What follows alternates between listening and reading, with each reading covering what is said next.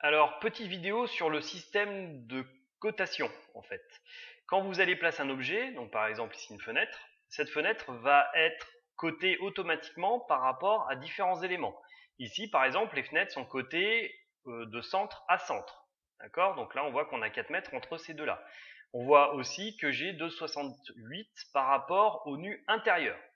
Donc par exemple si ça ne m'intéresse pas d'être coté par rapport au mur de base à l'intérieur, je peux venir choisir ce petit point là et le décaler sur l'extérieur. D'accord? Donc c'est suivant ce qui m'intéresse. Encore une fois, je peux en décaler vers l'intérieur, vers l'extérieur ou même au centre. D'accord? Donc ça c'est le premier élément. Deuxième élément, là j'ai choisi cette fenêtre. Imaginons que cette fenêtre, je veux qu'elle soit à 2 mètres du bord et je veux que ces deux fenêtres soient à 4 mètres l'une de l'autre. Je clique sur 3 mètres, je mets 2, entrée, là je vois que je me suis déplacé, je suis bien à 2 mètres, par contre là je me retrouve à 5 mètres. Parce que ces cotes-là sont non permanentes, ça veut dire que ce sont des cotes qu'il faut que je modifie petit à petit. Si je veux maintenant que cette fenêtre soit à 4 mètres de celle-là, je viens cliquer sur celle-ci, je mets 4, et elle se déplace. D'accord?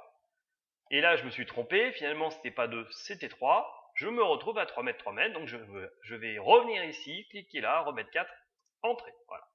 Donc on se rend compte que ces cotes non permanentes, si je modifie un objet, ça va modifier d'autres cotes, toutes les cotes de cet objet.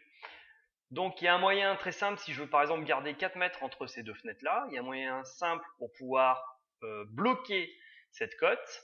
Je viens cliquer sur rendre les cotes temporaires permanentes. Ça veut dire maintenant qu'elles s'affichent toujours sur mon dessin. D'accord? 3 et 4, donc ça peut servir pour une vue en plan.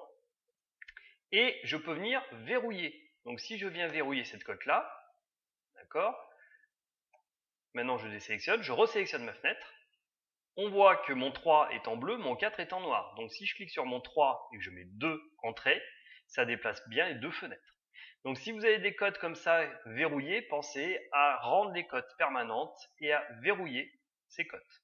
Maintenant, si j'ai envie de les déverrouiller, je reclique là, je déverrouille. Là, alors il faut désélectionner, resélectionner, je remets 3 mètres. Là, on voit que je suis encore à 3 mètres. D'accord?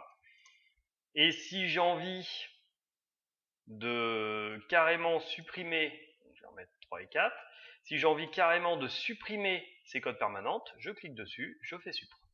Les cotes existent toujours en non permanente, mais les cotes permanentes ont été supprimées. Donc voilà pour le système de cotes.